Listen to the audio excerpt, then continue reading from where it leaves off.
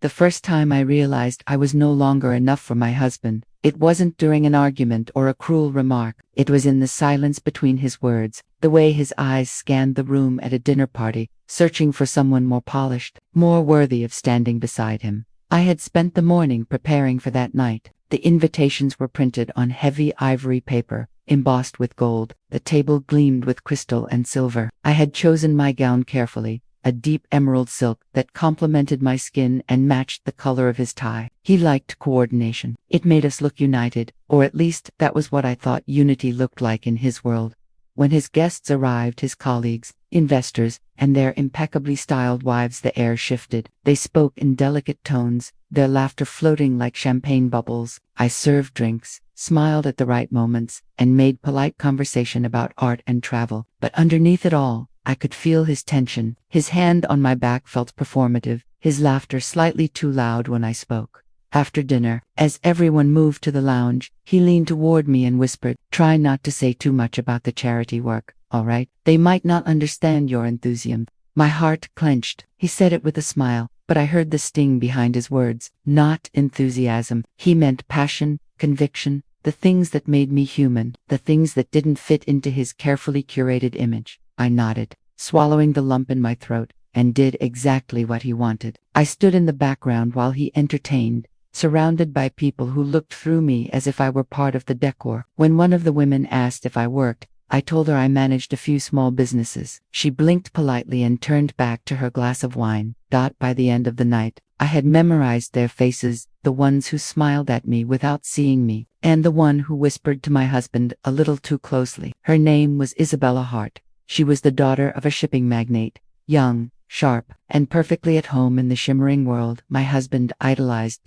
When the last guest left, he kissed me on the cheek and said, "You did fine tonight. Not good, not great, just fine." Then he poured himself another drink and went to his study. That night, I stood in front of the mirror, still wearing the emerald gown. The reflection staring back at me looked beautiful, but hollow. I had become what he wanted, elegant, quiet, predictable. But in the process, I had lost the fire that used to define me.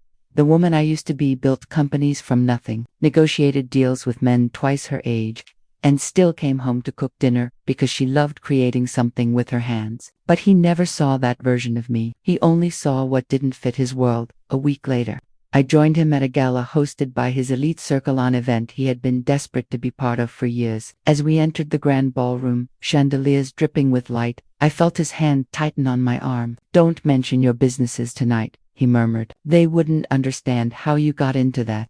The words hit me like a slap. He wasn't protecting me. He was embarrassed by me. Inside, everything glittered. The men spoke about stocks and politics. The women about fashion and vacations. When I tried to join the conversation, Isabella smiled at me, with the kind of kindness that masks judgment. "You're the creative type, right?" she asked. "So refreshing to have someone who doesn't care about all this." She waved her hand around, indicating the luxury. I smiled, but inside, I was burning, because I did care not about wealth, but about respect, and that room had none for me. My husband laughed, wrapping an arm around Isabella's shoulder for a photo. I stepped aside, pretending not to notice the familiarity. He introduced her to others as a family friend, but I saw the way his eyes followed her. I had seen it too many times to pretend it was nothing. Later that night, when we got home, I finally asked, "Do you love her?" He froze, then laughed quietly. "Don't be ridiculous. She's from a world you wouldn't understand." That was the moment everything inside me shifted. Not because he mentioned her, but because of that one phrase, "a world you wouldn't understand." He had drawn a line in the sand, separating us, and, in his arrogance, he forgot that I built empires while he built impressions. He didn't know that the club he so proudly frequented, the one where his circle gathered every weekend, was owned by a private investor group I had quietly taken majority control of 2 years earlier. He didn't know that every deal he bragged about at those dinners had passed through companies I had stakes in. He didn't know because he never asked. For him, I was just a wife, a beautiful accessory. But for me, that night became a promise. Over the next few weeks, I played the role perfectly. I smiled at his friends, nodded at his comments, and never mentioned business again. He thought he had tamed me, but he was only giving me time to plan. Every night after he fell asleep, I sat in the study reviewing reports, signing documents under one of my company's subsidiaries. The club that his circle worshipped was set to change hands again soon, and this time, it would be entirely mine. My lawyer, a discreet and loyal woman named Claire, handled everything. He won't know. I asked her one evening. She smiled. He won't know until you decide to tell him. The power in that sentence was intoxicating. Meanwhile, my husband grew bolder. He started spending more time networking, which meant more nights with Isabella and her circle. I pretended not to notice, just as he pretended I didn't exist. But I did exist, and I was patient. 3 months later, the club hosted a major investor event. It was invitation only, and I received mine through a direct courier. When I opened the envelope and saw the golden crest embossed on the card, I smiled. The new ownership announcement would be made that night. On the evening of the event, I dressed with precision, a sleek black gown, diamonds at my throat, hair pulled back in a way that made me look both regal and distant. I wanted to walk into that room not as someone's wife, but as someone they had underestimated for far too long. When I arrived, the valet greeted me with a respectful nod. Inside, the lights shimmered across marble floors, and the familiar faces of my husband's elite circle turned toward me in surprise. Isabella was there, radiant and confident, standing beside my husband. He looked startled to see me. "I didn't think you were invited," he said softly. I smiled.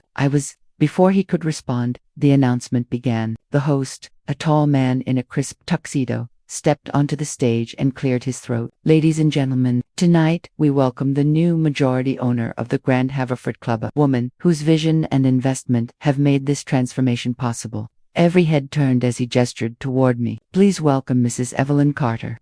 The silence that followed was perfect. My husband's face drained of color. Isabella's smile faltered. I walked forward, calm and composed, as if I had been waiting for this moment my entire life. The applause was polite at first, then stronger as people realized what had just happened. Cameras flashed, champagne glasses lifted, and I stood there, reclaiming every piece of dignity he had tried to strip from me. When I reached him, he tried to whisper something, but I didn't let him. I simply smiled and said, "You said I'd never understand your world. It turns out, I own it."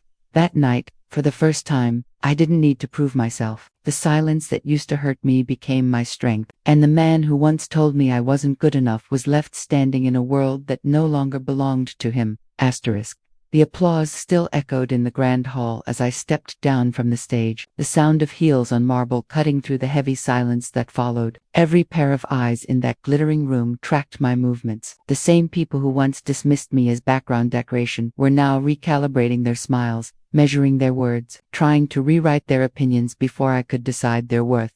My husband stood near the bar, frozen. His glass trembled slightly in his hand. The man who prided himself on composure, the master of poise and power, looked suddenly small beneath the chandelier's light. I crossed the room slowly, letting the murmurs ripple around us. Isabella shifted uncomfortably beside him, her smile stretched too tight. She whispered something in his ear, but he didn't respond. When I reached them, he tried to recover his tone. "Evelyn," he said with forced politeness, "you could have told me." I tilted my head, meeting his gaze with calm precision. "You could have asked." His mouth opened, then closed again. Around us, people pretended not to listen, but every movement, every sideways glance, betrayed their curiosity. Isabella set her glass down on the bar, the faint clink cutting through the tension. "Congratulations," she said finally. "That's quite an achievement." I smiled at her. "Thank you. I'm sure it must be surprising for some." Her cheeks flushed slightly, but she recovered quickly, brushing a strand of hair from her shoulder. My husband shifted, his voice tightening. "Evelyn, perhaps we should discuss this privately." "Of course," I said, turning toward the staircase that led to the private lounge upstairs. The crowd parted as we passed, whispers following like a trail of smoke. Inside the lounge, the door clicked shut behind us, the music downstairs muffled into a distant hum. He rounded on me the moment we were alone. "What was that?" he demanded. "What game are you playing?" "What was that?" he demanded. "What game are you playing?" "No game," I said evenly. "Just business." "Business?" He laughed, the sound sharp and bitter. "You humiliated me in front of everyone I know." "I did nothing of the sort," I replied. "I accepted recognition for something I earned. You chose to see it as humiliation." He stared at me as if he didn't recognize the woman standing before him. For years, he had seen me only through the lens of control, expecting compliance, soft smiles, and quiet support. What stood before him now was not the woman he married, but the woman he underestimated. How long? He asked finally. How long have you been planning this? 2 years, I said, long before you started calling me to plane for your world. He sank into one of the leather chairs, pressing his fingers to his temple. You've made me a fool. No, I said softly. You made yourself one when you forgot who you married. There was a flicker of something in his eyes, shame, anger, perhaps realization. It didn't last. Pride drowned it out. Do you know what this looks like? To everyone downstairs, they'll think I used your money, that I'm living off you. That thought never crossed your mind when you dismissed me at every event we attended. I said, now you care about appearances because they affect you. He looked up sharply. You're enjoying this, aren't you? No, I said, walking toward the window. The city glittered outside, indifferent and eternal. This isn't enjoyment, it's justice. He rose and came closer. You think owning a club changes anything. You think it makes you part of that world. I turned slowly, meeting his gaze. It doesn't make me part of it. It makes me the gatekeeper. For a moment, he said nothing. The tension between us felt like glass, fragile, sharp, one wrong word away from shattering. Then his voice dropped to a low, measured tone. You won't get away with this. People will talk. They'll say you manipulated me. I smiled faintly. They can say what they like. They always have. He took a step closer, his breath heavy with whiskey and resentment. You're making a mistake, Evelyn. I made plenty, I said, but staying silent while you made me invisible was the biggest one. His jaw tightened. You'll regret this. No, I said quietly. You will. He exhaled sharply and walked past me toward the door. Before leaving, he paused, his hand on the handle. You've changed, he said. I looked at him steadily. No, you just never noticed who I was. When he left, the silence in the room felt different, not heavy, but free. I stood there for a long time, letting the city's glow fill the space where his voice had been. Downstairs, the party had shifted. People who once ignored me now approached with congratulations, smiles suddenly warm and eager. Some of them were genuine, most were not, but I accepted each greeting with practiced grace. Power had a strange way of altering perception. Claire found me near the grand piano, her calm presence a welcome relief. That went exactly as expected, she said, handing me a glass of water. He took it worse than I thought, I admitted. He'll try to regain control, she warned. Men like him always do. They can't stand being outplayed. I'm counting on it, I said.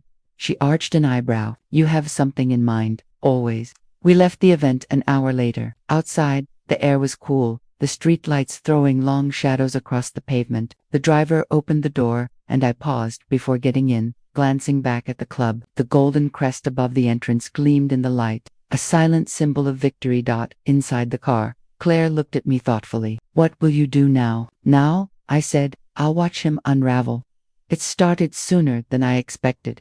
The next morning, the news was everywhere. Photographs from the event, headlines speculating about the mystery owner, who turned out to be the wife of one of the city's most ambitious businessmen. Social media swarmed with comments, admiration, envy, disbelief. His colleagues called him, his investors questioned him, and his pride cracked beneath the weight of public scrutiny. He came home late that night, his eyes red, his voice tense. You've ruined everything, he said the moment he walked in. The firm, the partnerships, they're all looking at me differently now. They're looking at you honestly, I said. That's not my fault. He paced the room, muttering under his breath, grasping for control. You don't understand how fragile this is. Reputation is everything in my circle. Then perhaps you should have guarded mine before worrying about yours, I replied. His face hardened. You think this will end well for you. You've embarrassed me in front of powerful people. I didn't embarrass you, I said calmly. I revealed myself, the woman you tried to hide. For a moment, he just stared, and then he laughed cold, hollow. You'll never survive in that world. They'll chew you up. You're too sentimental. Then let them try, I said. At least I'll stand as myself. He stormed out, slamming the door so hard the sound echoed through the hall. I stood there in the quiet that followed, feeling the sting of tears I refused to shed. That night, I went to my office downtown. The city stretched beneath the tall glass windows, alive and electric. I opened my laptop, scanning through emails from my partners and board members. Each message was filled with congratulations and proposals. They saw me as a visionary, a strategist, not as someone's wife. I leaned back in the chair, letting the satisfaction settle deep within me. Power, when earned, doesn't scream. It simply exists quiet, steady, undeniable. By the end of that week, the cracks in my husband's empire began to show. Invitations that once flowed freely stopped arriving. Clients postponed meetings. Isabella's father withdrew from a joint project. The same people who once lifted him now whispered behind his back. He tried to act unaffected, but I saw the change. The arrogance faded into something brittle. He started drinking more, sleeping less. His perfect composure slipped. One evening, I returned home to find him sitting in the dark, a half-empty glass on the table. "You've destroyed me," he said quietly. "No," I said, setting my bag down. "You destroyed yourself when you forgot respect." He looked up, eyes glassy. "You could have told me, and you could have listened," I replied. For the first time in years, there was no anger in his face, just defeat. I almost pitied him, but pity was a luxury he never afforded me. I turned to leave the room, but he spoke again. "What will you do now, Evelyn? You have your power, your victory. What's next?" I paused at the doorway. "Next," I said, "I rebuild what you broke. My name, my worth, my peace." And as I walked away, I knew this was only the beginning. The mansion felt colder than ever that night. The chandeliers glimmered against marble floors that reflected every trace of emptiness between us. The walls, once alive with chatter and music, now echoed only the click of my heels as I entered the great hall. The night outside was calm, but inside, it was a battlefield. I heard the faint creak of his chair before I saw him. Daniel sat in the living room, still in his tailored suit, a half-finished glass of whiskey resting on the armrest. His jaw was tight, his eyes distant, his posture perfectly rehearsed, as if trying to hold on to the illusion of control. The same man who once told me I was his pride now looked at me like I was an opponent in a silent war. When I walked past him, he finally spoke. "So that was your grand performance," he said, voice sharp. "Buying the club just to humiliate me." I turned, my tone calm but edged with quiet fire. "No, Daniel, I didn't buy it to humiliate you. I bought it because I could, because I was tired of you pretending I wasn't enough to stand beside you." He scoffed, shaking his head with disbelief. "You've blindsided me in front of everyone I've built relationships with for years. You made me look like a fool in front of the people who define power in this city." I stepped closer, my eyes fixed on his. "You made yourself look like a fool when you told your wife she didn't belong in your world. You just never imagined that I was the one funding half of it." His eyes narrowed. "You're exaggerating. You think you can walk into one room and suddenly rewrite the order of things." I gave a small smile. "Daniel, I already have. That circle you worship so much, they answer to me now, not because I'm your wife, but because I'm the one who signs their paychecks." He stood up suddenly, the whiskey spilling over his fingers. "You're lying. You don't know what those men are capable of. You can't control them." I took a slow breath and held his gaze. "They fear losing what they have, and that's something I understand better than any of them. Fear keeps people loyal. Daniel, you taught me that." For a moment, he looked at me as if he were seeing a stranger. The man who once dismissed my quiet strength was now standing in front of the woman he had underestimated for too long. His voice dropped to a whisper. "You've changed." "No," I said softly. "You just never paid attention." The tension between us hung heavy. I could see him searching for the right words, the right way to reassert control, but his confidence faltered. His empire had cracks he never noticed, and now he was realizing I had been standing in every one of them, quietly rebuilding what he destroyed. He tried again, this time with a softer tone. "Look, we can fix this. You went too far tonight, but we can talk to them, explain it was a misunderstanding." I laughed quietly. "A misunderstanding? You told your friends I was nothing but a charity case. You molded into something tolerable. Do you think any of them will forget that?" He clenched his jaw. "That's not what I meant. They twist words. You know how it is. "No, Daniel," I replied. "You meant every word. You enjoyed reminding me that I should be grateful to stand beside you. But the thing you never understood is that I built my own world long before you tried to offer me a place in yours." He walked toward me, anger flashing in his eyes. "And what now? You think you're some kind of queen because you have money, because you played one smart move." I looked him straight in the eye. "No, Daniel, I'm a queen because I stopped letting you define my worth." For a moment, he said nothing. His breath came sharp, his fingers trembled slightly around the glass. Then he exhaled, his voice breaking through the silence. "You think this is strength, but it's revenge. You're no better than the people you despise. I turned away, heading for the grand staircase. Maybe, but at least I'm honest about who I am now. I don't hide behind charm and reputation. When I reached the steps, I stopped and glanced back. He stood, frozen, still trying to understand how everything had shifted. I wanted to feel triumph, but what I felt instead was a quiet ache. Power didn't feel like victory. It felt like clarity, painful, necessary. Final dot. In that moment, I realized something deeper. The woman he dismissed as not good enough had not only proven him wrong but had exposed his fragility. He was terrified, not of losing me, but of losing the illusion that he was the powerful one. I said one last thing before leaving the room. Daniel, you should get some rest. Tomorrow, you'll wake up and see what true power looks like when it stops pretending to need your approval.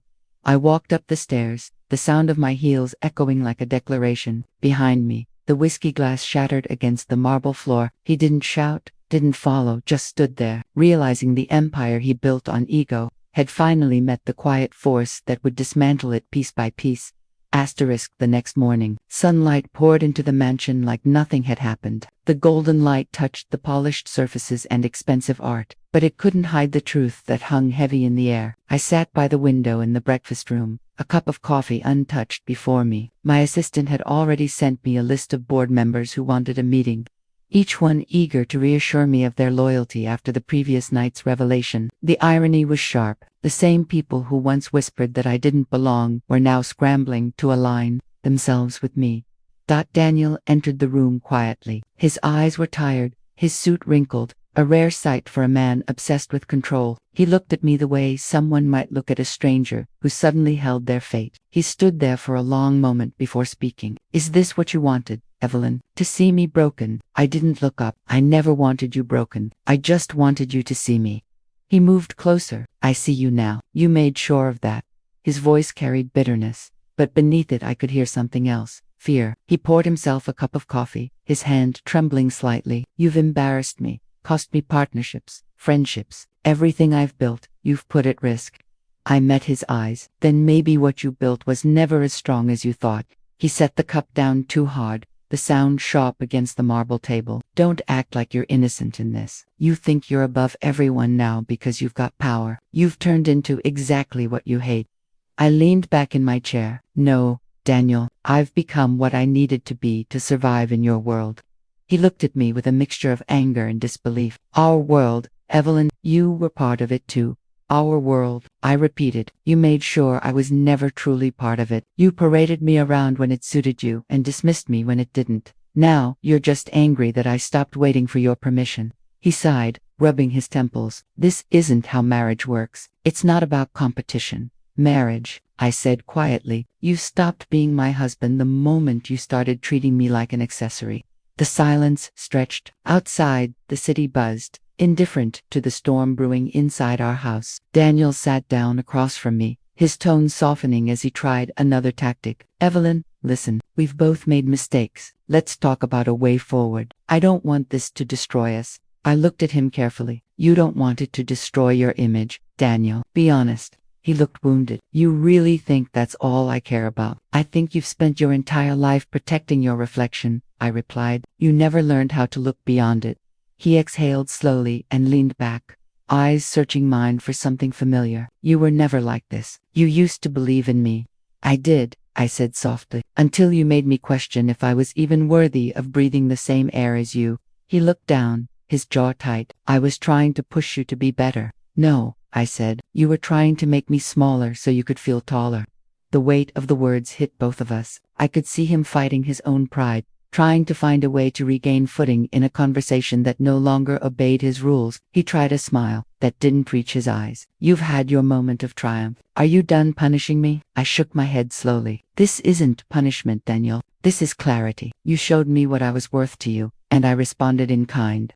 He stood up abruptly, pacing. So what now? You own the club, the accounts, the influence. What more do you want from me? I thought about that question for a long moment. I want honesty. I want you to stop pretending that love ever meant respect to you. He froze, his face hardening. I did love you. Maybe in your way, I said, but your love was conditional. It depended on how well I played the role you created. I was never a partner in your story, Daniel. I was decoration. He turned away, staring out the window. His reflection on the glass looked older than I remembered. So this is it then. You win. This was never about winning, I said quietly. It was about remembering who I am. He nodded slowly, his voice trembling just enough to betray him. You've changed everything. Do you even know what comes next? I do, I answered. For the first time, I get to decide that. He looked back at me with a mixture of resentment and sorrow. You'll regret this. Power isolates you. The people you think are on your side will turn when it benefits them. You'll see. Maybe, I said, but at least I'll face it on my terms. He hesitated for a long time, as if searching for something to say that could still reach me. When he found nothing, he walked toward the door. Before leaving, he turned once more. I hope it was worth it.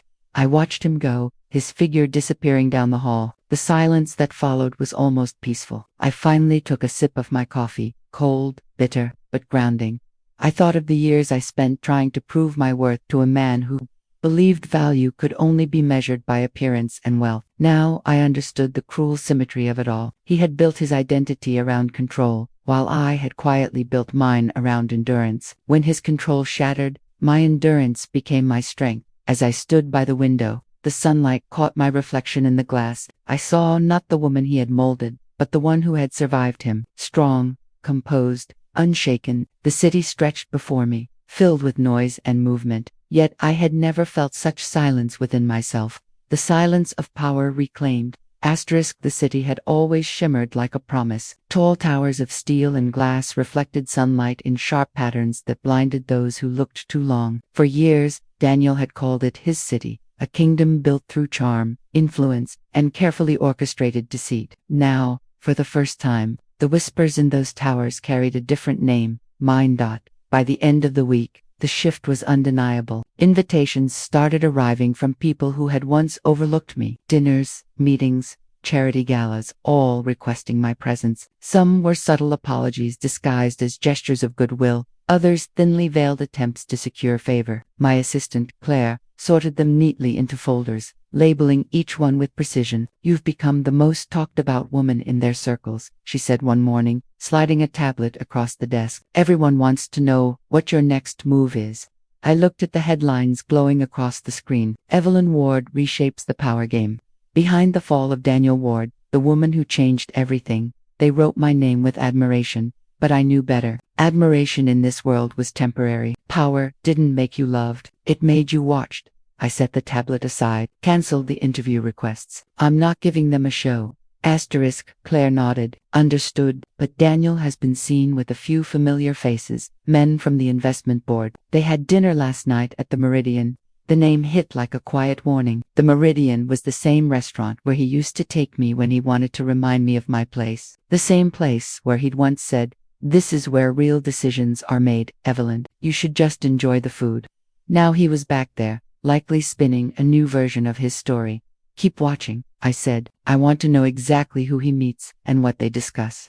That afternoon, I attended a private luncheon at the gallery downtown, an event I once would have attended on Daniel's arm. The same faces were there, but their smiles had changed. They approached with practiced politeness, their eyes calculating every word. "So lovely to finally have you with us again, Evelyn," said Margaret Holt, the mayor's wife, her diamond earrings catching the light. "Daniel mentioned you were taking a step back from business affairs, but I must say, your return has been quite the surprise.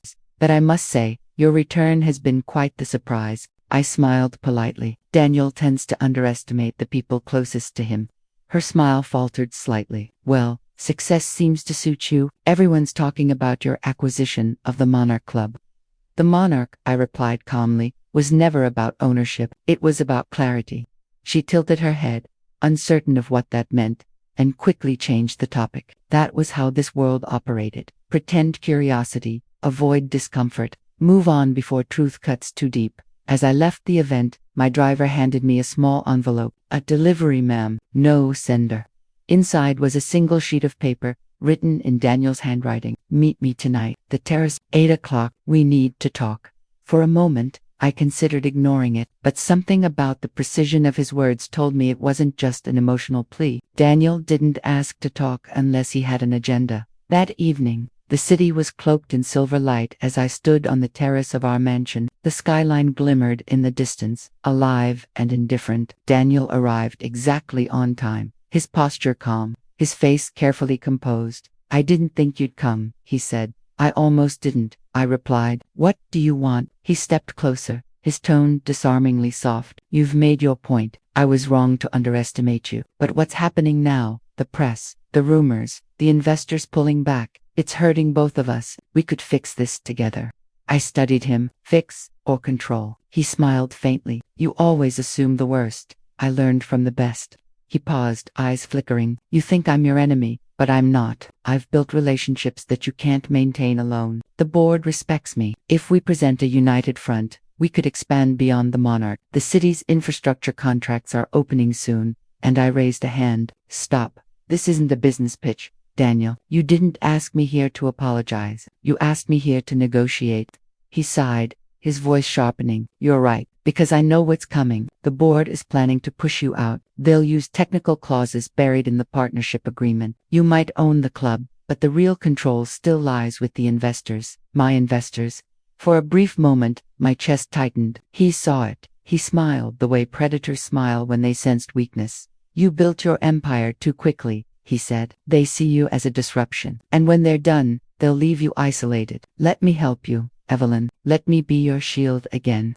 His words were poison disguised as protection. I took a slow breath, forcing calm into my voice. "You're forgetting something, Daniel. I helped draft those agreements when you were too busy chasing admiration to read the fine print." He blinked. "You, yes, every clause, every contingency. You taught me to survive in your world. Remember, now I'm simply using the rules you lived by." He stared at me, realization dawning slowly. "You planned this. I adapted. I corrected. You created the conditions. I just learned faster." His expression hardened. "You think you've won, but you've only started a war you can't control." I took a step forward. "Then I'll finish it." The night air grew heavier, filled with the silence that said everything we didn't. He turned away first, his voice low. "You'll regret this, Evelyn. Power built on revenge always collapses." "And power built on deceit?" I asked. "That collapses even faster." He left without another word, his footsteps echoing through the marble hall. The door closed, leaving behind the faint scent of his cologne and the chill of his arrogance. I stood by the railing, the wind brushing my hair as the city stretched endlessly below. For the first time, I felt the full weight of what I had started. Daniel wasn't just fighting for pride, he was fighting for survival, and men like him didn't lose gracefully.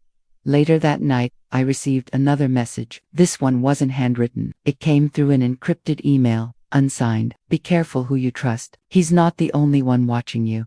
I stared at the screen, my reflection blending with the text. For a second, the quiet victory I had savored turned sharp with unease. There were bigger players in this game than Daniel, and some of them were already moving. I closed the laptop and stood, my thoughts steadying like armor. Power had a cost, and I was just beginning to pay it. The city outside shimmered again, beautiful, merciless, and full of secrets waiting to surface. The night of the charity gala arrived like a storm cloaked in silk. Every inch of the ballroom glittered with crystal chandeliers, golden accents, and champagne laughter. It was the kind of night my husband, Richard, lived for. The kind of night where appearances were everything. But this time, it was my night.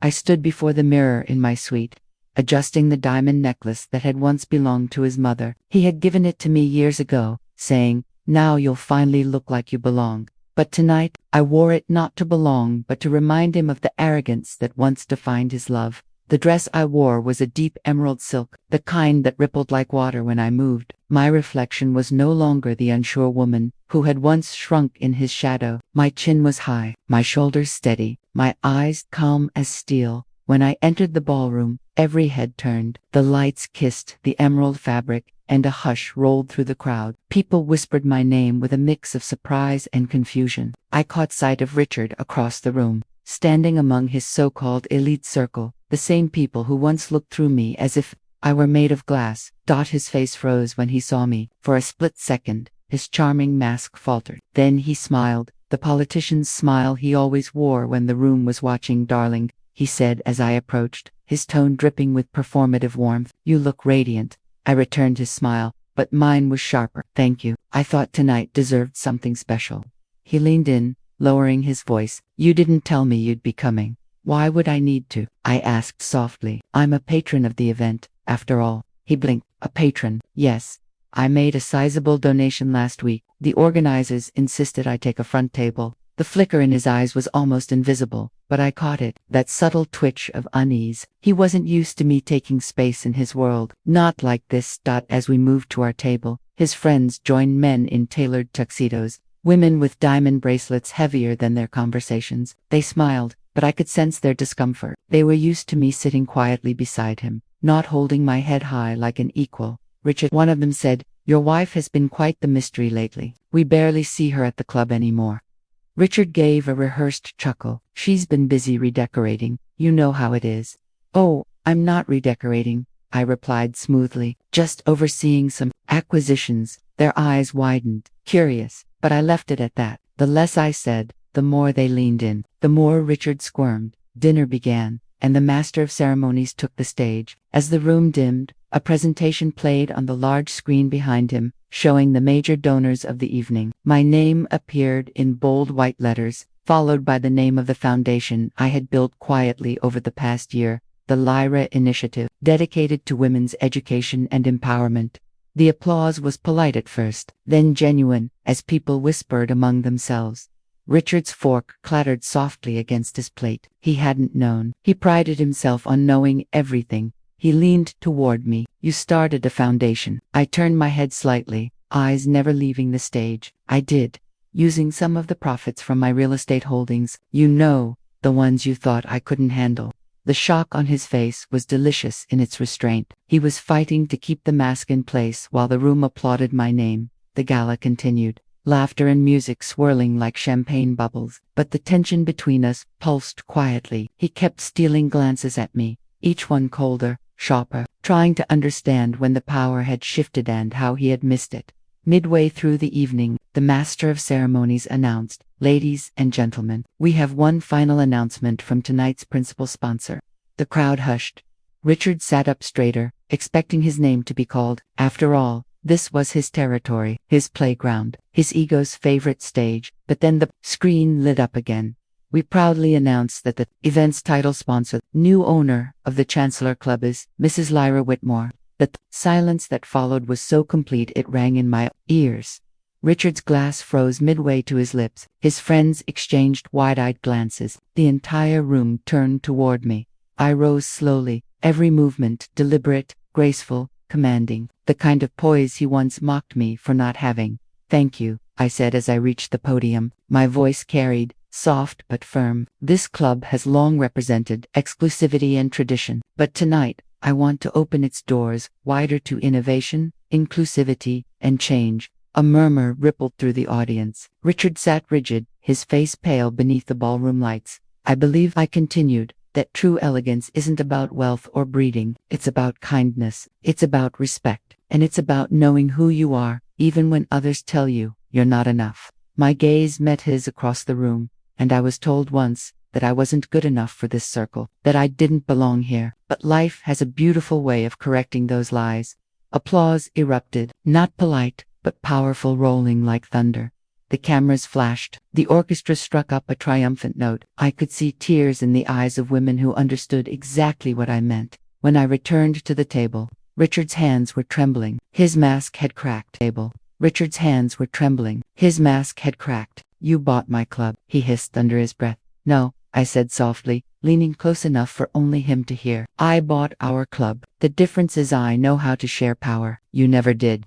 He stared at me, words caught in his throat. For once, I didn't feel the need to prove anything. Not my worth, not my intelligence, not my place in the room. I had already done it. As the night wore on, people came to congratulate me. Investors, journalists, old acquaintances, all eager to shake my hand. And through it all, Richard sat like a man watching his empire tilt.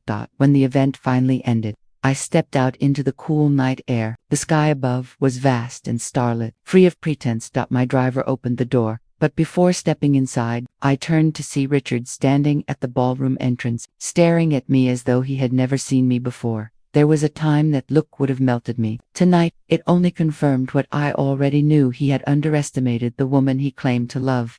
As the car pulled away, I looked out at the glittering city lights and whispered to myself, he wanted a woman who belonged to his world. Instead, I built my own. The reflection in the glass smiled back at me, confident, whole, free, because sometimes the sweetest revenge is not destruction, it's evolution, and tonight, I had evolved beyond every limit he'd ever set for me. The morning after the gala felt different. The sun poured through the windows of my penthouse like it knew something monumental had shifted. The world outside carried on as usual, traffic humming, phones buzzing, but inside, a strange quiet settled over me, a quiet that wasn't loneliness, it was peace. My phone wouldn't stop ringing. Reporters, socialites, old friends who had once ignored my all, suddenly eager to reconnect. My assistant handled most of the calls, but one name flashed on the screen that made my stomach tighten. Richard. I watched the phone vibrate across the marble counter before picking it up. Lyra, his voice came through, low but urgent. We need to talk. Now. I took a sip of coffee, letting the taste linger. About what? The club, the foundation, or how it feels to be on the other side of humiliation. He exhaled sharply. You made me look like a fool in front of everyone. That was my world, Lyra. My reputation. Correction, I said calmly. It was your world. Now it's ours. Or at least, it could have been, if you hadn't treated me like a guest in my own marriage. There was silence on the line, the kind that feels heavy, like words are clawing to escape, but pride holds them back. Meet me at the house, he finally said. We need to sort this out in person. I agreed, not out of fear, but closure. When I arrived at the estate, the same one where I'd spent years playing the perfect Wi-Fi, felt a ghostly detachment. The place looked smaller somehow. Maybe it was me who had grown. He was waiting in the study, still in last night's suit, tie undone, eyes bloodshot. The empire he had built on control was crumbling, and it showed in every line of his face. So, he began, pouring himself a drink. You've made your point. You wanted to prove you could play my game. Fine. You did. Now what? I crossed my arms. Now, we talk about truth, he scoffed. Truth. The truth is you humiliated me. The truth, I corrected, is that you spent years reminding me I wasn't enough. You dictated how I dressed, how I spoke, who I could befriend. You wanted a wife who enhanced your image, not one who had her own identity. He turned away, jaw tightening. I was trying to help you fit in. You never understood how that world works. I stepped closer, and yet, I own it now. So maybe it wasn't me who misunderstood. He turned sharply, eyes flaring. You think money changes who you are. You think because you own a few properties and a club, you're suddenly powerful. No, I said softly. Power isn't in ownership. It's in self, and that's something you never wanted me to have. For a moment, he said nothing. His expression cracked, revealing something raw, fear perhaps, or recognition.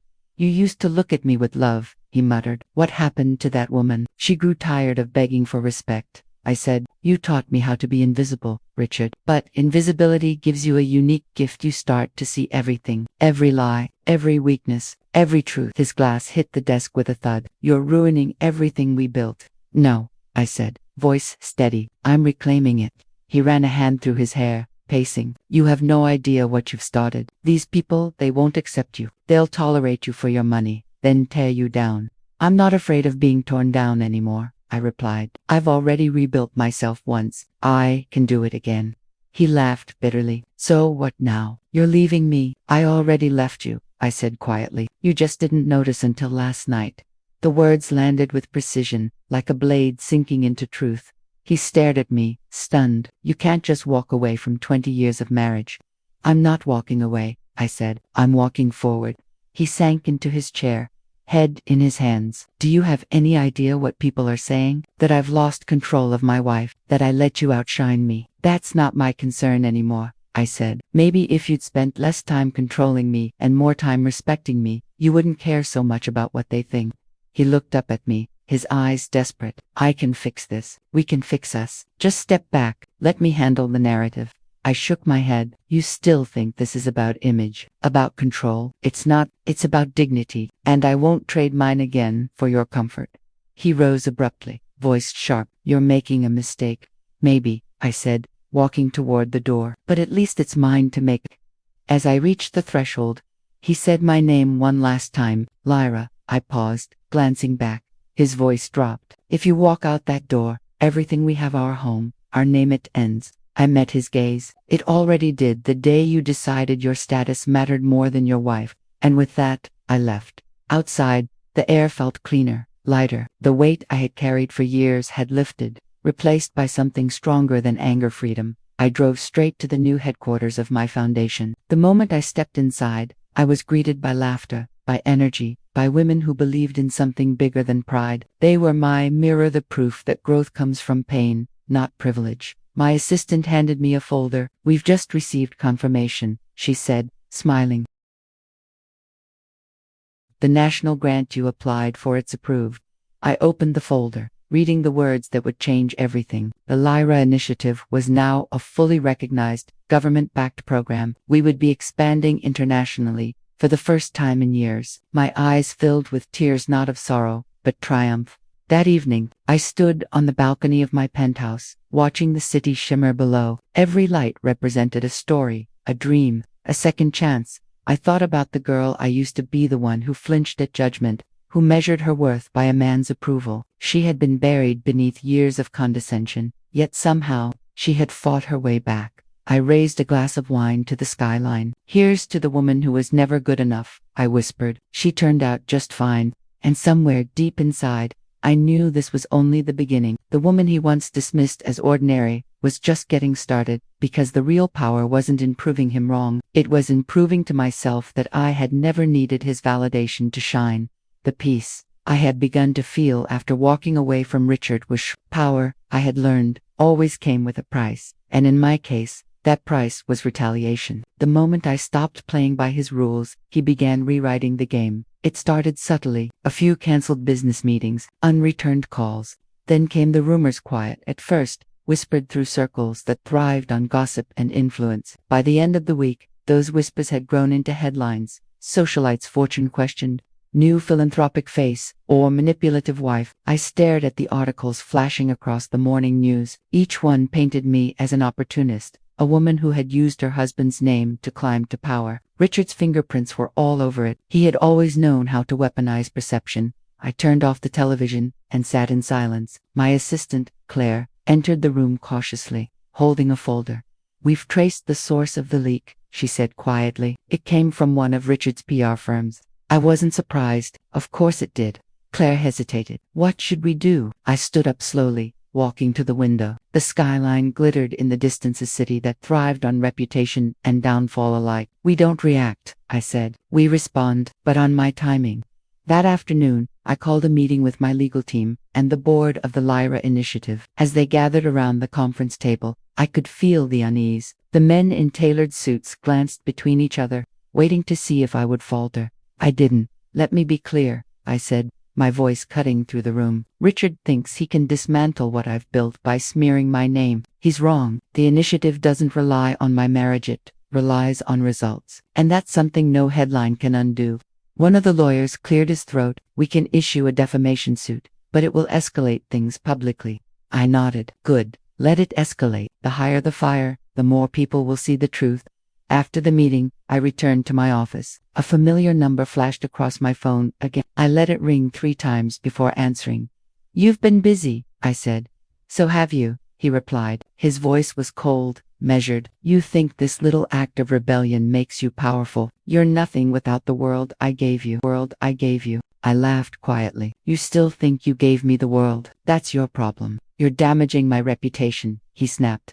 I'm not doing anything, I replied. Your behavior is. There was a pause before he spoke again. You're going to regret this war, Lyra. You don't understand how deep I can go. I understand perfectly, I said. You built your empire on fear. I'm building mine on truth. Let's see which one lasts. I hung up before he could respond. For days, the attacks continued. Old photos of me were circulated online, taken out of context, twisted into stories that questioned my integrity. I watched my name become a trending topic, dissected by people who knew nothing about my life. But the more they tried to destroy me, the stronger my resolve became.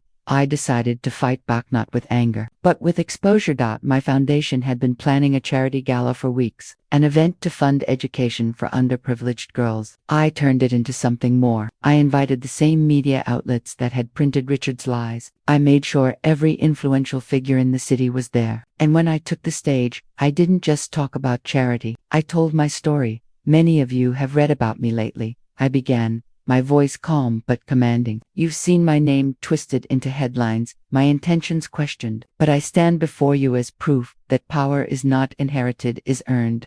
The room was silent, cameras flashing. For years, I lived in someone else's shadow. I continued. I believed that if I followed every rule, if I smiled just right, if I stayed quiet enough, I would finally be seen. But silence is not grace, it's surrender. And I refused to surrender again.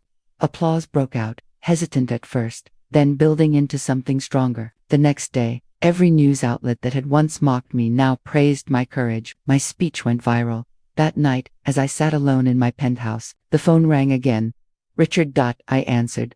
I saw your performance, he said, bitterness dripping from every word. It wasn't a performance, I replied. It was the truth. You've made a fool of both of us. No, I said softly. You did that the moment you decided your pride mattered more than people. He went silent, but I could hear his breathing, heavy and uneven. You think you've won, but you haven't. This isn't over. I know, I said, because I'm just getting started. I hung up. Heart steady. The next morning, I received an unexpected email. It was from one of Richard's former business partners, a man named James Wexler. Attached Word documents, financial records, offshore accounts, hidden transfers, proof that Richard had been laundering money through several of his companies for years. James's message was brief. He tried to ruin me too. Consider this my contribution to justice. I read the files twice, my mind racing. Everything Richard had built, every layer of his pristine image, was rotten at the core. I called my lawyer immediately. We're going public, I said. Everything he's done, every fraud, every cover-up, it ends now. Are you sure? My lawyer asked. This could destroy him completely. I looked out the window, the city glowing under the morning light. Then let it. He destroyed enough people without consequence. It's time for the truth. When the news broke 2 days later, it shook the city. Investigations were launched, accounts were frozen, and Richard's empire began to collapse, piece by piece. He tried to spin the story, to blame me, but it didn't work. People had seen the pattern too many times before. The powerful man crying betrayal when accountability finally caught up. For the first time, I didn't feel satisfaction. I felt something deeper. Closure. A week later, I received a letter in the mail. No signature, but I recognized the handwriting. It was from Richard. You've taken everything from me. I hope it was worth it. I folded the letter carefully and placed it in a drawer. I didn't hate him anymore. I didn't pity him either. I had simply moved beyond him. That night, I stood by the balcony again, the city alive beneath me. The war was over. I had fought it not with vengeance, but with truth. And in the quiet hum of the night, I realized something profound. The power he once held over me was never his to begin with. It had always been mine. He had only convinced me to forget it. But I remembered now, and I would never forget again. The city had turned quiet again, but not in the peaceful way I once cherished. It was the silence that followed chaos, the kind that hums with unfinished echoes of everything that had been torn apart. The morning headlines were relentless. Richard's empire had officially crumbled. Federal investigators had raided his offices, and several of his associates were already under questioning. His name, once a symbol of status, had become a synonym for scandal. I sat in my office overlooking the skyline, the sun casting pale light across the glass table. The air felt colder. My assistant, Claire, entered quietly, placing a stack of documents before me. These are the final updates, she said. The press wants a statement. They're calling this the biggest corporate collapse in years. I nodded slowly. And Richard? She hesitated. He's gone off the radar. His lawyers claim he's out of the country, but no one's sure. Let them speculate, I replied, signing the papers. He built his world on illusions. It's only fitting he disappears into one. Claire looked at me for a moment, her voice softening. You did what you had to do, Lyra. You exposed the truth. I did, I said quietly. But truth always costs something. When she left, I stared out the window for a long time. For months, I had been fueled by anger and purpose. But now that the battle was over, The emptiness began to settle in. The victory tasted hollow. I had reclaimed everything Richard tried to take from me, yet part of me wondered if I had lost something in the process. Later that evening, I attended a dinner event for the Lyra Initiative. It should have been a celebration. The foundation had grown beyond anything I imagined. Branches opening in 3 new countries, scholarships awarded to hundreds of young women. The ballroom glowed with soft lights, laughter filled the air, and cameras flashed as guests congratulated me. But beneath the surface of their admiration, I felt detached, almost invisible. Every compliment reminded me of how far I had come, but also of how far I had drifted from who I used to be. Halfway through the evening, a waiter approached with a note. "Delivered for you, Ms. Hale," he said. I unfolded the paper and froze. The handwriting was unmistakable. It was Richard's. "Meet me one last time. Tomorrow. Noon. The house." No signature, no emotion, just a demand. For a moment, I considered ignoring it, but curiosity, perhaps closure, pulled me in. The next day, I drove to the estate. The gates were half open, the garden unkempt, the air thick with neglect. It was strange seeing the house that once represented power, now stripped of life. Inside, the air smelled of dust and whiskey. Richard sat in the study, the same room where our arguments had always begun. He looked older and shaven, weary, his arrogance dulled into something more human. "You came," he said, his voice rough. "I did," I replied. "You wanted to talk." He poured a drink, offering one to me. I declined. "I suppose congratulations are in order," he said. "You won." "This was never about winning," I answered. "It was about ending the lies." He laughed bitterly. "You really think exposing me made you righteous? You destroyed everything. The company, the legacy, our life." I met his eyes. "I didn't destroy it. You did. You built it on deceit and expected it to last." He leaned forward, voice low. "You don't understand. I did what I had to do to survive in that world. And you made everyone else suffer for it," I said. "Including me." He rubbed his temples, his composure cracking. "You were supposed to stand beside me, Lyra. That's what partners do. Partners." I repeated. "You never treated me like one. You treated me like a reflection. And when that reflection stopped flattering you, you shattered the mirror." His silence told me I had struck the truth he didn't want to face. After a moment, he said quietly, "They'll never forgive me." "They shouldn't," I replied. He looked up at me, a faint, almost pleading expression in his eyes. "And you, do you forgive me?" The question hung between us, fragile and dangerous. I thought about every humiliation, every moment he dismissed my worth, every tear I swallowed to maintain peace. I also thought about the years before the arrogance, when we were young and foolish enough to believe love could outlast pride. "I don't hate you anymore," I said finally. "But forgiveness isn't something I owe you. It's something you have to earn." He nodded, defeated. "I don't know if I can. That's not my burden to carry," I said, standing. As I turned to leave, he spoke again. "You were right about one thing. You were always stronger than I was." I paused at the doorway. "No, Richard, I just stopped being afraid."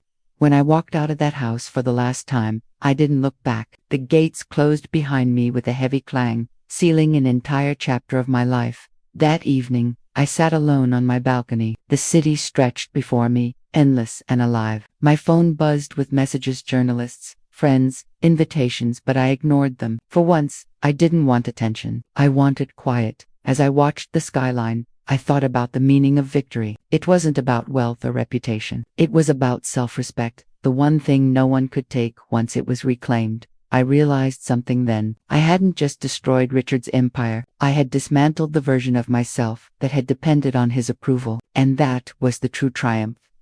Claire joined me with a folder in hand. "You should see this," she said softly. Folder in hand. "You should see this," she said softly. Inside were letters from women the foundation had helped, stories of lives changed, futures rebuilt. One note stood out. A young woman wrote, "You made me believe that strength doesn't mean fighting others. It means refusing to give up on yourself." I smiled, setting the letter down. That was the legacy worth building, not the clubs, not the titles, but empowerment born from truth. Claire looked at me. "What happens now?" I turned toward the horizon, where the sun was dipping low. "Now, we grow. Not out of revenge, but purpose." The wind brushed past, carrying the scent of rain and renewal. I felt lighter, free from every invisible chain that had once bound me. The world that once judged me now watched me rise. But their gaze no longer mattered, because the woman they underestimated had not only survived, she had become unstoppable. Asterisk. The morning began with a strange stillness that felt like the air before a storm. Sunlight streamed through the tall glass windows of our mansion, touching every corner with an almost mocking warmth. I stood in the foyer, watching as the household staff moved around with nervous precision. They knew something was coming. So did I. That night, I was set to host a grand charity gala, one that my husband, Richard, had personally arranged to impress his so-called elite circle. They were all coming. The board members, the wives with diamonds heavy enough to sink a ship, the same people who once whispered that I was not good enough. But what Richard didn't know was that tonight, the entire game was about to change. Over the past few months, I had been quietly taking back what was mine. I'd met with lawyers, brokers, and financial advisors, all under the radar. Every property Richard thought was under his control, every investment he flaunted as his achievement, I had slowly and legally reclaimed through trust documents and shares cleverly placed in shell companies. I now owned nearly everything he believed was his empire. But the timing had to be perfect. I couldn't just expose him. It needed to happen when the world's eyes were on him, when humiliation would hit hardest. "Ma'am, the caterers have arrived," said Claire, my head maid, breaking me from my thoughts. "Good. Make sure everything runs smoothly," I said, "and tell them to double-check the seating chart. I don't want any surprises tonight." Claire nodded and left, her heels tapping softly on the marble. I turned to the mirror by the staircase. The woman staring back at me was no longer the fragile wife Richard once silenced with his arrogance. I had found my strength in silence, in patience, and in every insult he threw my way. Tonight, that silence would end by the afternoon. Richard returned from his meeting, wearing his usual confidence-like armor. He kissed the air near my cheek and glanced around approvingly. "Good job," he said casually. "I'll take it from here. Just make sure you don't wear something too loud. This event is about class, not spectacle."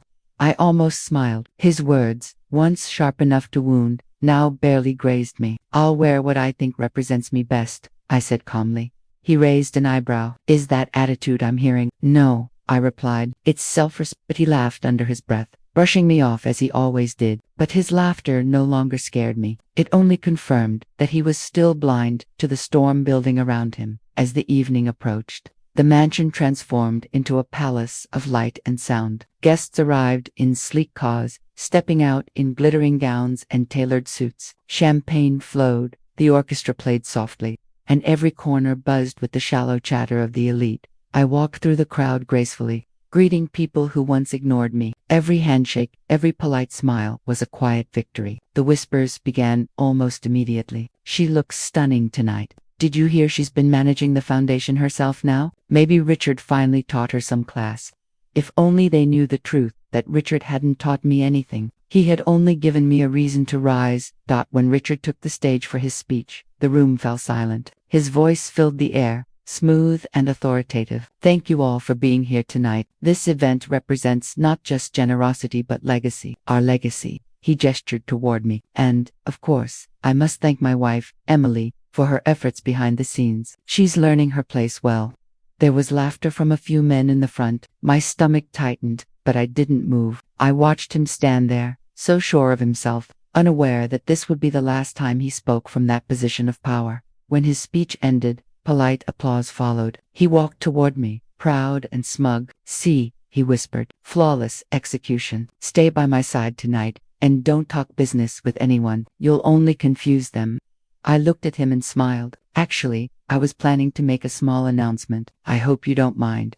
His smile faded. "An announcement about what?" "Our foundation," I said smoothly. "It deserves some recognition, don't you think?" Before he could object, I turned and stepped onto the stage. The orchestra fell quiet. The microphone felt warm in my hands. "Good evening, everyone," I began, my voice steady. "First, I'd like to thank my husband for his dedication to this event. But tonight, I'd like to share something important, something personal." I paused, letting the room lean into the silence. For years, I stood beside this man and believed that his world was one I could never belong to. I was told I wasn't elegant enough, not intelligent enough, not worthy enough. But sometimes, the only way to find your worth is to stop asking for permission to exist. The murmurs began. Richard stiffened beside the stage. I've recently taken full ownership of several enterprises under our family's name. I continued, the charitable foundation, the investments, even the properties. What began as our joint venture is now solely mine, and I intend to use it not for vanity or status, but for purpose. Gasps echoed through the room. Richard's face turned pale. That's not true, he hissed from the corner. Oh, but it is, I said, my voice carrying easily into the microphone. The documents were finalized last week. Everything is in my name. The crowd broke into whispers. The photographers turned their lenses toward us. The once flattering lights now revealed the cracks in his composure. I continued calmly, this isn't revenge. This is accountability. For too long, power has been mistaken for dominance, wealth for worth, but true elegance is never about what you own. It's about how you carry yourself when everything changes. The applause began slowly, one person, then another, until the room filled with clapping. It wasn't thunderous, but it was enough to shatter the illusion Richard had built. He stepped forward, trying to grab my arm, but I held my ground. Emily, what have you done? He whispered sharply. I've taken back what was already mine, I said. And now, you'll have to learn to live in a world where your status doesn't protect you. For the first time, I saw something unfamiliar in his eyes. Fear, not anger, not pride, just fear. I walked off the stage as the guests surrounded me, some offering congratulations, others watching in shock. The music resumed faintly, though the atmosphere had changed completely. The room that once belonged to him now revolved around me. In the corner of my eye, I saw Richard standing alone by the stage, frozen in disbelief. His friends avoided his gaze. His allies suddenly had nothing to say. Later, as the night ended and the guests departed, I stood by the balcony overlooking the city lights. The cool breeze carried the faint sound of cars leaving the estate. I felt light, not triumphant, not vengeful, just free. Richard approached quietly. His voice was hoarse. You embarrassed me in front of everyone. No, I said, turning to face him. I revealed who you really are. He clenched his fists. You've destroyed my reputation. I didn't destroy it, I replied. You built it on lies. I only turned the lights on. He stepped closer, his tone trembling between rage and desperation. You'll regret this, Emily. Maybe, I said softly, but I'll never regret choosing myself. He had no answer. He turned away, walking into the dim hallway where the light didn't reach. And for the first time in years, I didn't follow. I looked out over the city one last time that night, realizing that the woman he once dismissed had not only survived but rebuilt herself into something untouchable. The storm had passed, but I knew the calm that followed would be far more powerful. Asterisk morning light filtered softly through the curtains of my new apartment, painting the walls with a gentle gold. The silence was different here, not the suffocating kind that filled the mansion, but peaceful, honest silence. It carried no judgment, no hidden tension. For the first time in years, I felt like I could breathe. It had been 3 months since the gala. The night that broke Richard's illusion had spread through the city like wildfire. His empire had crumbled piece by piece, not because I destroyed it, but because it had never been stable to begin with. Every deal he made was built on arrogance and borrowed trust. Once the truth came out, investors fled. The same elite circle that once worshipped him quietly cut ties. He moved out of the mansion 2 weeks later, unable to face the ruin he had created. The newspapers painted him as reckless and manipulative. His name, once synonymous with wealth and control, became a cautionary tale, whispered in boardrooms. I didn't celebrate. There was no satisfaction in watching someone fall, even if that person had spent years trying to break me. What I felt was relief, quiet, profound relief. I had survived. As I stood in the kitchen pouring tea,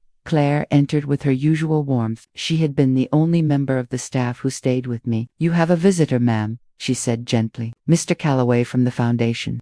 Send him in, I replied. A few seconds later, Mr. Calloway entered, a tall, kind-eyed man in his early 40s. He had been working with me on restructuring the foundation's goals. The charity, once a symbol of Richard's vanity, had now become something real, something meaningful. Good morning, Mrs. Hale, he greeted with a polite nod. I wanted to update you on the education fund. The first batch of scholarships is ready to go. Over 100 students will be receiving support this year. I smiled. That's wonderful news. Thank you for handling everything so efficiently. He hesitated for a moment. It's truly inspiring, what you've built out of what was left behind. People have noticed. You've turned a scandal into something powerful. I didn't do it for recognition, I said softly. I just wanted to turn something broken into something that matters.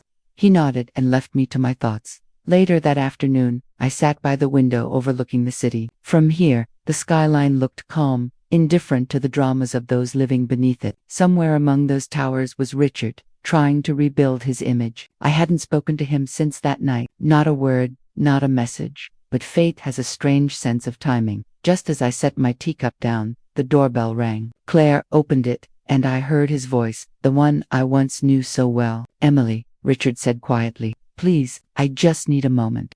Claire looked at me, uncertain. I gave a small nod. "It's fine, Claire. You can leave us." He stepped inside, and for the first time, I saw him stripped of his pride. His tailored suits were replaced with something simple. His hair had lost its shine. His face looked older, as if arrogance had been keeping him young. "This place suits you," he said, glancing around the modest but elegant apartment. "It's smaller than what you're used to." "It's enough," I replied calmly. "More than enough." He gave a faint, bitter smile. "You always were content with too little. I never understood that. And you were never content with enough," I said. "That was your problem." He exhaled slowly and sank into a chair. For a long moment, neither of us spoke. The weight of the past hung between us, the years of manipulation, silence, and distance. Finally, he spoke. "I lost everything, Emily. The house, the company, the investors, they all turned on me. I keep thinking maybe if I'd treated you differently, it wouldn't have ended this way." I looked at him, seeing the man beneath the ruins. "You didn't lose everything because of me. You lost it because you built your life on control, not partnership." He leaned forward, his eyes searching mine. "Do you hate me?" I thought about it, really thought about it. There had been a time when I would have said yes without hesitation. But hate takes energy, and I no longer wanted to give him any of mine. "No," I said. "I don't hate you. I pity you. You had everything, and you still wanted to feel superior. You could have had love, but you chose power instead." He swallowed hard, his voice shaking slightly. "I don't know how to start over." "You start by being honest," I said gently. "Not just with others, but with yourself. Admit what you've done, take responsibility, and learn to live without needing to be admired." He nodded slowly, tears gathering in his eyes but refusing to fall. "You sound like someone who's finally free." "I am," I said simply. He stood, straightening his jacket. "I'll leave you in peace. I just needed to see for myself that you're doing better." "I am," I repeated, smiling faintly. "But Richard, for what it's worth, I hope you find peace too." He gave a quiet nod and walked toward the door. Just before leaving, he turned back. "You know, I used to think you were nothing without me. Now I see I was nothing without you." I didn't respond. Some words didn't need an answer. When the door closed, I felt a strange stillness again. Not sadness, not triumph, just closure. The past had finally stopped knocking.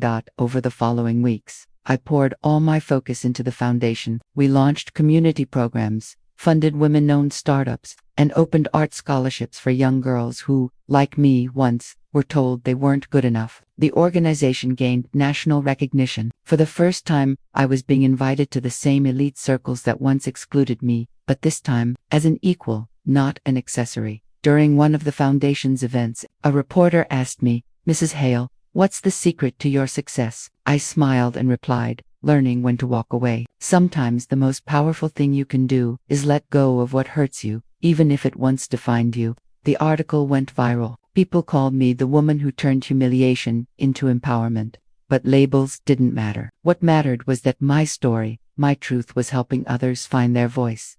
One evening, as I watched the sunset from the terrace, Claire joined me with 2 cups of tea. "You seem happy, ma'am," she said warmly. "I am," I replied, "happier than I've been in years." She hesitated. "Do you ever think about him?" "Sometimes," I said, "but not with anger. More like looking at an old photograph. You remember what it was, but you no longer live there." She smiled softly. "You've come a long way." I nodded, taking a slow sip of tea. The sky was painted in shades of orange and pink, the city humming gently below. Life, in all its unpredictability, had brought me here to a place where peace didn't feel like loneliness, where silence didn't feel like punishment. In that moment, I realized something profound. Power was never about wealth or control. It was about the freedom to choose your own story, to rewrite it when someone else tries to hold the pen. I closed my eyes, letting the evening breeze touch my face. The woman who once stood quietly in the shadows of her husband's arrogance had finally stepped into her own light, and this time she wasn't going back.